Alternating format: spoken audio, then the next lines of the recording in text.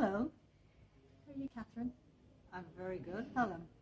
We've had a great dinner, haven't we? Yeah, here we are in sparkly Dublin, all set with the lights. Yeah, our Christmas tree. Yeah, the 1st of December, Glinting away. on Helen's tour of consciousness, Yeah, running bars all over the land. today's our first day. Mm-hmm. Yeah, 1st of December. So here we are in the festive season, looking to, be us, Yeah, run some bars. spread some magic. And what else is possible? Yeah. Mm. So I'd just like to ask you a quick question, Mhm. Catherine, if you don't mind. Mm-hmm. So what was it that drew you to Access in the very first place? So the first time you ever heard of Access, what was it that you thought, ooh, I want to know more about this, or what attracted you to Access? Well, I was introduced to Access through somebody who was always inquiring and looking for something different. So I was introduced in that way, so I knew there had to be something in it. Yeah. And the first instance for me was having my bars run, really without knowing what having my bars run meant. Yeah. And it was just something shifted and changed, not quite immediately, but I knew there was something different taking place. And that led me on to a particular journey of finding out more about Access Consciousness, hearing what the tools were. I had my bars run a number of times, and but I went on my own little exploration of what all that meant. That's me. I'm a little bit, checking things out. Yeah, good plan. Yeah. Good plan. Yeah. And the other question I had is, what lights you up now? So, like, for your present and your future, what is it that lights you up, and in what way can Access be part of that, or facilitate that journey, or be part of that creation for you? Well, I suppose I had tried many things and a lot of things before I came to Access Consciousness, and it was when I really got to know what asking the question is and being the question. So now I see in my life that I can't not be the question.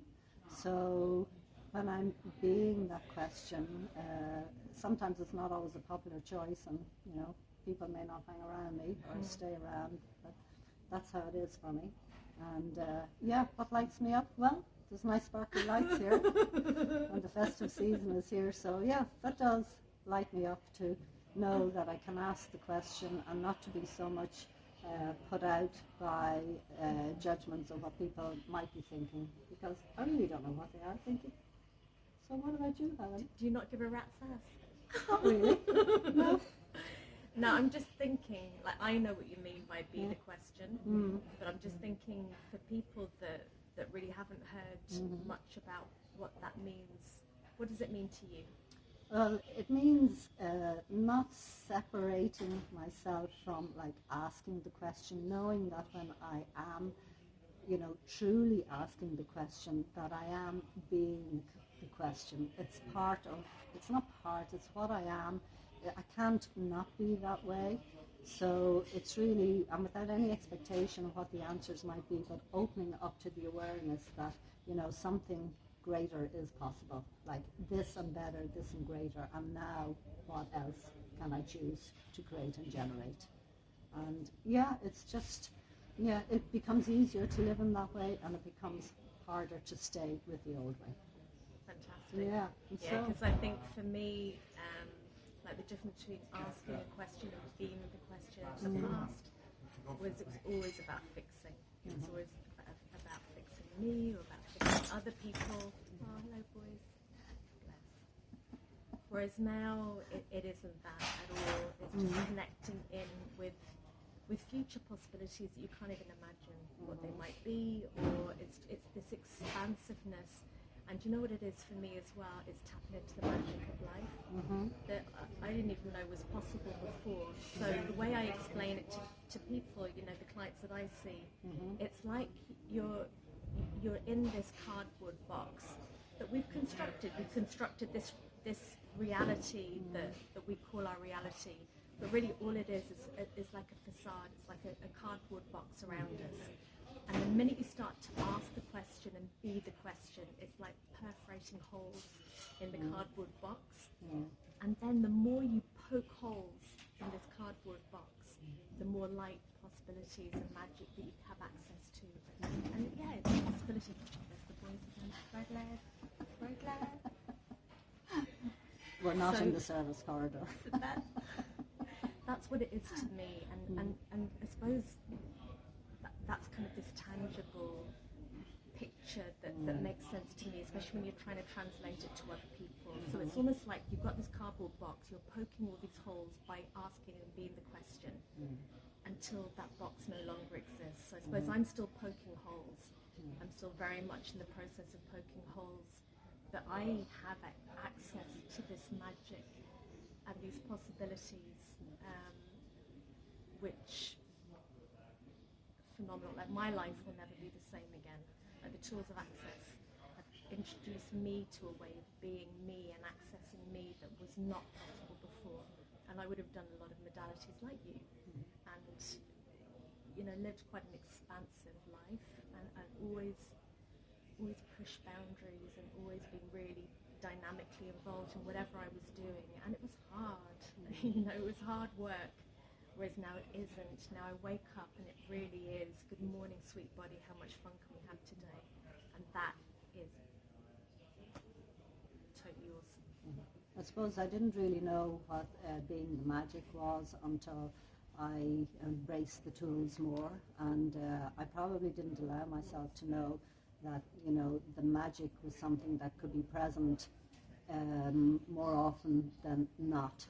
And instead of pushing it away and saying that's only for now and again, I've opened up to, being more open to receiving what I would have previously called, the miraculous, but what if it's the magical and the miraculous, but not really getting hung up on the words, but just seeing the fun of that. Yeah.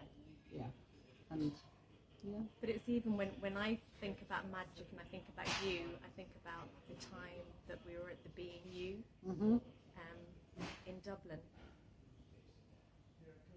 2 years ago. Yeah. 2 years ago. And this is Dr. Dane here, and he does this incredible Being You, Being All of You, just incredible series.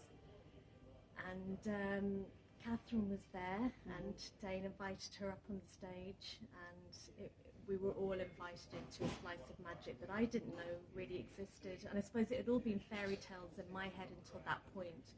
And then I saw this living, breathing, miraculous pixie energy, and it was like being connected with the magic and possibilities of the earth as well. Like, we went on a journey down to the core of the earth. We connected with all the plants and roots and magical contexts. It was just like, I'll never forget that. Yes. And I don't know if you remember it as I clearly do. as that. Well, it was a pretty amazing moment, and I suppose it has maybe been the evolution for me in seeing that, yes, that's what that was, but at the time maybe there was a little bit of, I'm not sure if that's really me. Yeah. Right? So. And I got, oh my God, that is totally her. And I don't think I've been able to see you in the same light since. Like, all I see is magic. It's like, all I see is this beautiful magical energy, and I suppose it's been allowed to blossom more than ever before, so you're getting younger by the year. Bring it on. Yeah, and more lit up, and which is, look, how does it get any better than that? I know, and that's the gift that the Access tools have been to me, that they have allowed me to explore that more and truly embrace that and see that in me, with me, for me, for others, for the world and beyond. And I'm truly grateful, and what else is possible, and what more can be created and generated. This and greater, this and better. And this is only day one. What magic will Helen get up to on the rest of her journeys, and where will she be in the next few days? Watch the next installments. Yay! So come and join us, guys. Thanks for watching. Bye. Bye.